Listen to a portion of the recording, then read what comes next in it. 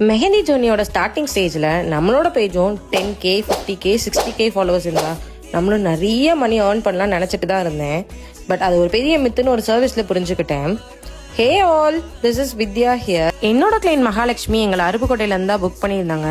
என் client சொன்ன ஒரே வார்த்தை, உங்கள் ஒர்க்கோட மைன்யூட்காண்டி மட்டும்தான் உங்களை புக் பண்ணுறேன், நல்ல ஃபினிஷிங் அண்ட் கிளாரிட்டியாக இருந்துச்சு ஒரு டிசைன்ஸ்லையுமே, அதனால தான் உங்களை புக் பண்ணுறேன்னு சொன்னாங்க. அப்போ எங்களுக்கு பெரிய ஃபாலோவர்ஸோ பெரிய எந்த பேஸோ கிடையாது. ஸோ அப்போ தான் நாங்கள் ஸ்டார்டிங் ஸ்டேஜில் இருந்தோம். அவங்க சொன்ன ஒரே கன்சர்ன், எனக்கு வந்து ஃப்ளாரல் பேட்டர்ன்ஸில் இருந்தால் போதும், எனக்கு கொஞ்சம் டைம் மட்டும் கொஞ்சம் ஸ்பீடாக பண்ணி கொடுத்துருங்கன்னு சொன்னாங்க.